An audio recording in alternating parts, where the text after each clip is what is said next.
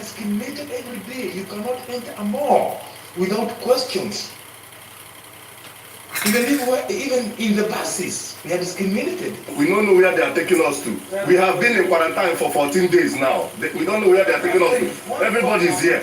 Everybody's here at this hotel. Chinese are just taking advantage because they know hata wafanye nini tutawapeleka nowhere, because those who should represent us, our voices who should talk for us, are not concerned at all.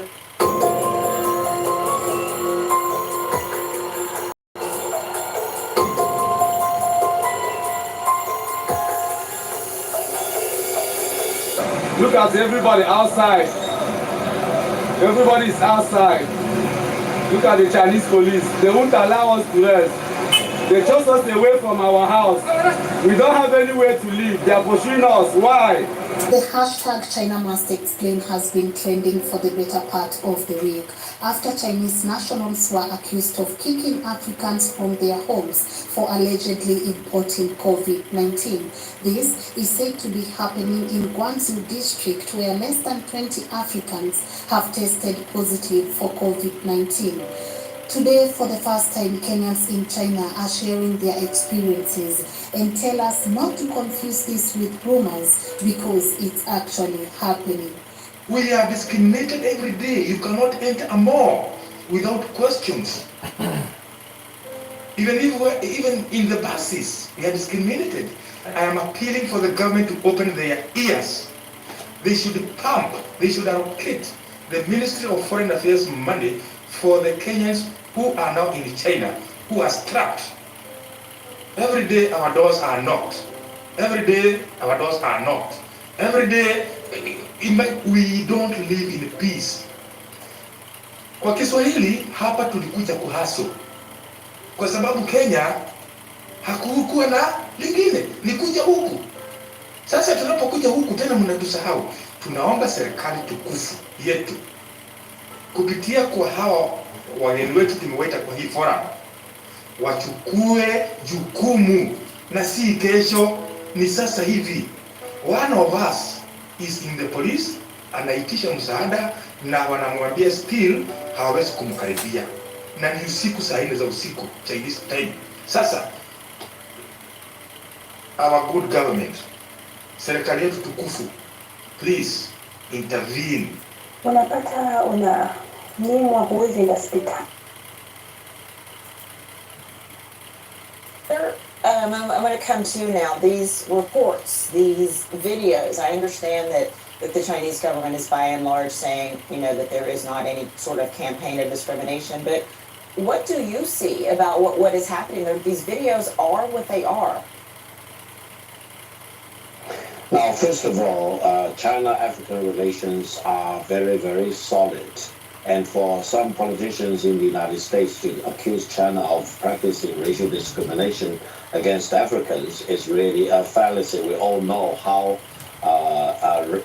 poorly and terribly have been the racial discriminations practiced by the United States against African Americans. And we call for a stop to such racial discrimination. Secondly, now in China, so hold on, still very much in the middle of the fight against Victor, one second. Victor, one moment before we get to point 2, which I will let you get to. Let's go back to point 1. Yes, there is racism in the United States. I am an African American. That is separate and apart from what I asked you about what is going on in China. That is exactly why I would say the U.S. politicians can do a better job in fighting to contain the spread of coronavirus in the United States, rather than, for example, falsely accusing China of practicing racial discrimination against Africans. Victor, we all treat African brothers and sisters as they are. We have high respect for the Africans. And Victor, let me try again. By such false accusation. Victor, let me try again. I'm not talking about what's happening in the U.S. I am talking about what is happening in China. I am talking about the personal accounts from people who, you could see the signs that people were holding up in McDonald's basically telling black people, you can't come here. This is real. That is not the United States. I don't want to hear about the United States. I really am asking you, can you deny this? You really can't. Well, first of all, China is still in the middle of this fight against coronavirus. That is true. Lots of things have changed. We are not in a normal situation. We have massive amount of quarantine, lockdown, constant taking of temperatures, constant checking of your IDs, your passports, for example. But all this has a purpose. That is to cut off the spread of the coronavirus. And anyone should abide by the rules and the regulations. Many of them are very alienating. Some of them are very intrusive into privacy as we normally understand. And I would say everyone, Chinese or non-Chinese, Asians, Americans, Europeans, Africans, etc. In this fight against the coronavirus, we are all in the same boat. So let's listen to what the government authorities have to say. Let's always carry our ID card. Let's always be willing to have our temperatures taken. And if they want to take our testing, to the testing, because you are doing this not only for your own good, you are doing this for the good of the whole community. Okay, Victor. So I would urge everyone in China to abide by the rules and regulations. Your point is well.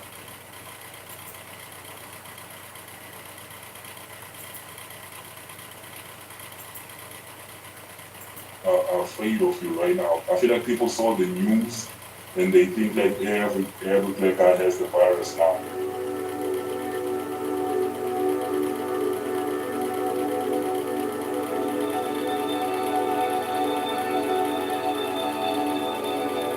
One day I was just chilling with my friends. Then my friend called me. He was like, the police are asking for you. Then we went to the police station. When we got there, they didn't even let me go inside. I was just sitting outside the police station. They just gave me a chair, like you can't enter. So I was just sitting outside. So they talked for like 2 hours with my friend. Then they came out. My friend told me that you can't go on the streets like anymore. You have to be on lockdown, like on quarantine for 14 days. I asked the reason because I don't have the virus. They were like, oh, it's just procedure.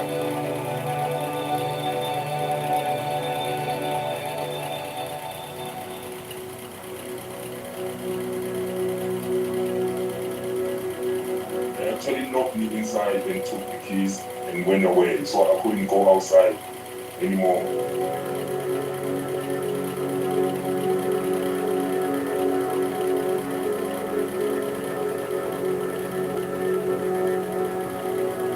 My friend just told me you are safe. They told me you are safe.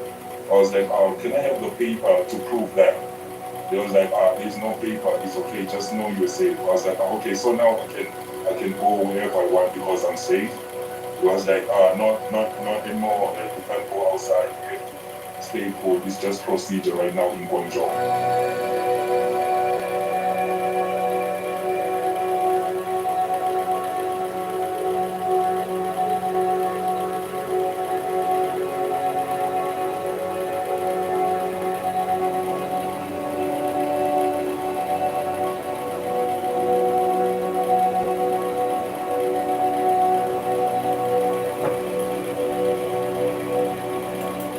I felt like discriminated because, I'm black, and right now everyone thinks black people have the virus.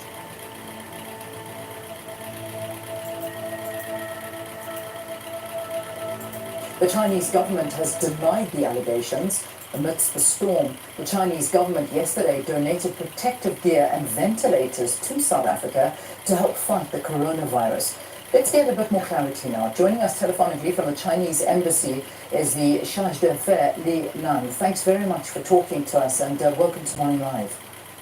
Okay, thank you very much. And also good morning to you and to all your listeners. Thank you. And thank you for having me in your program. It's an absolute pleasure, sir. Now, talk to us about the allegations of xenophobia against African nationals living in Guangzhou. Actually, firstly, I must say the term of so-called xenophobia or so-called discrimination against Africans in Guangzhou is too much hyping up. We have noticed some of the recent media reports, especially via social media, alleging some of the so-called ill treatment of Africans in Guangzhou. But actually, I think we are following up the issue, and we pay high attention to that. And but I always think it's too much hyping up right now, according to the reports. Secondly, I want to make China's government's position very clear. That is, all foreign nationals in China are treated as equals. China rejects any differential treatment of them and also has zero tolerance for discrimination in any form. Yeah. Mm-hmm. So how do you explain what's happening? Because there has been footage coming out of African nationals living on the streets of Guangzhou. It surfaced on social media. This is, of course, prompting African leaders to express their concerns. So what is going on? You know, for that, I think I have to read more reports about that. But actually, according to our latest information, all the issues come out because currently the Guangzhou municipality has stepped up their measures to contain the spreading of the coronavirus. Although, you know, up to now, the Chinese government has taken very comprehensive measures, rigorous measures to contain the spreading of COVID-19, and we have achieved some progress, and we have effectively put the virus under effective control. However, now we are facing a very urgent task, that is to prevent imported cases and the domestic resurgence of local cases. You know, Guangzhou is an international city, and the risk is even higher facing the. So to achieve this goal, the Guangzhou municipality government has issued regulations that all nationals, including Chinese nationals and foreign nationals, upon their entry to China, should take 14 days of quarantine isolation in designated places. As far as I know, all these nationals, including Chinese nationals, foreign nationals from 13 other countries, such as Russians, Australians, and of course some African brothers. So these measures are not especially targeting against African nationals. According to our the latest news release from Guangzhou City, more than 4,000 African nationals took the test, and 111 of them turned out to be positive. But now they are well taken care of. So during the implementation of the isolation regulations, there occurred some occasional isolated cases due to maybe misunderstanding or miscommunication. Yeah. For example, some foreign nationals, even potential asymptomatic patients, were reluctant to wear masks and thus are moving around, so thus causing panic among local communities. And even I read one of the reports, that is one foreign individual who was confirmed positive even attacked local health workers. So I think this kind of small incidents, I think there may be some of that, but I think that's far from so-called discrimination, xenophobia. Yeah. Because right now, when we are facing the global challenge of the containment of COVID-19, we need more understanding and the cooperation of all the nationals, including foreign nationals in China. That is, we must observe all the regulations to defeat the virus. During this process, like South Africa, China, and many other governments, they have taken some compulsory measures so that situation will be brought under control. Yeah. So I think it's understandable, yes. Okay, so I'm going to throw a couple of questions at you because I think I've given you enough time to explain the Chinese point of view and where China may be coming from. So you talk about the tests, you talk about that there is no discrimination, you talk to the fact that there are other nationals from other countries. City Guangzhou were driven out by their landlords and had to stay on the streets. Another video shows many Africans dragging their luggage aimlessly through the streets of Guangzhou. One of them says, "We're just walking on the road. They can't give us a house, they can't give us a hotel, and they cannot provide a place we can stay." It comes after all of the cases reported by Guangzhou authorities in April were reportedly related to African people. Chinese media have only reported about testing people from abroad. They haven't talked about testing locals, so we can't rule out the possibility that many of the locals are also infected, but it's not being reported. It's led to discrimination against Africans among local Chinese.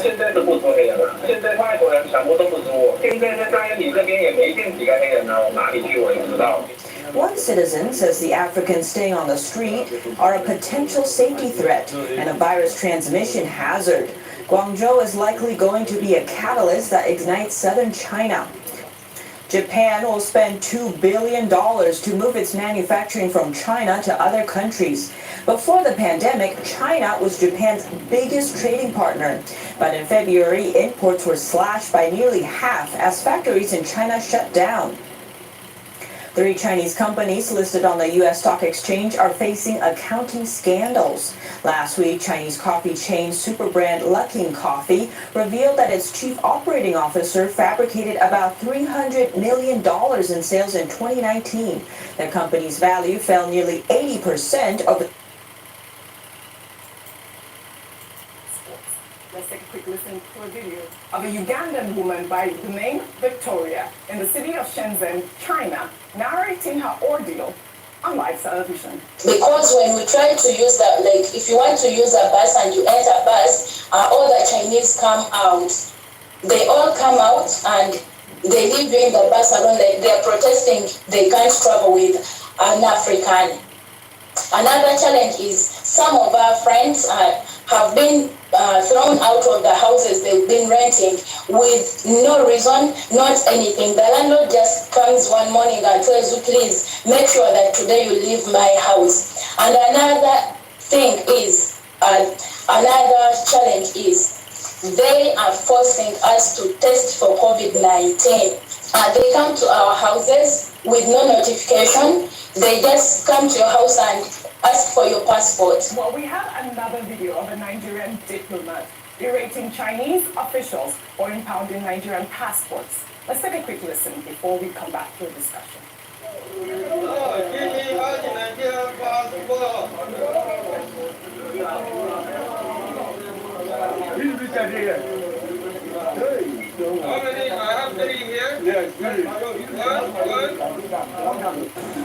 Is not accessible to the federal government of Nigeria.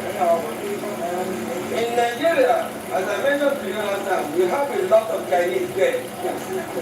I don't think you have ever received any information that the government of Nigeria goes to their various houses and pick them and quarantine them.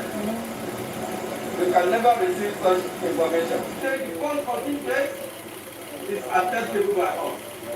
Another 14 days, you video communicate with us. So that you are going to do another 14 days after 14 days. They have tested negative and then they have given the paper. Why are they giving them another 14 days? That is one. 2, all the police, the document, this passport belongs to the federal government of Nigeria. In line with international practice, no any country has the right to seize the international passport of the another country. Hey!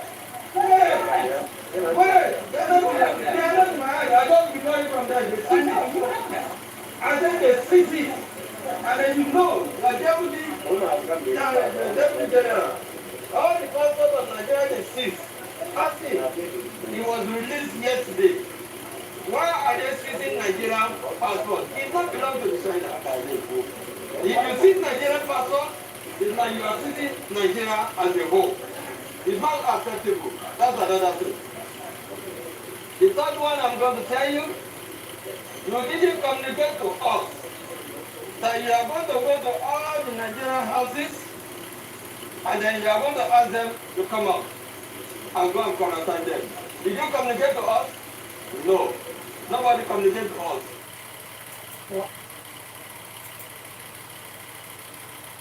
Taken absolutely. China is really in a fight right now to make sure that this doesn't come back. And it is a very intrusive situation for a lot of people all over the world, and obviously particularly in China. So I don't think anyone would have a quibble with what you're saying. It just seems that perhaps there's an extra level of measures that are happening to other people. Actually, I'm going to go to Keith now, Victor. No foreigners. So it is difficult. As far as now, I do not have a place that I will be going to when the lockdown is, when the quarantine is finished. I saw some posters as well, these all circulating, but I have to ask you, as somebody who is in Guangzhou, some of the posters outside some of the shops that are selling bread and selling some supplies indicating that no foreigners are allowed to purchase some of the goods inside those shops. Is that true? Yes, one of my colleagues actually went through that while I was under lockdown. He was told to leave the store if no foreigners are allowed. What's the sense of what all of you are feeling there right now? Definitely a sense of uncertainty. You just said you don't know where you're going to go after the quarantine period is over. What is the general sense from not just South Africans there, but all those from the African continent? Speaking from what I know from a few friends of mine, we're just worried when this ends, if it ends, will it really end? You know, because now there's an image about us being sick. So I believe that that's going to be a very difficult thing to overcome. And everywhere we go, no one wants to sit next to us or walk next to us. They go the opposite direction. So it's very difficult and quite honestly unfair. Ma'am, we're going to have to leave it there. We really do appreciate your time here at SA.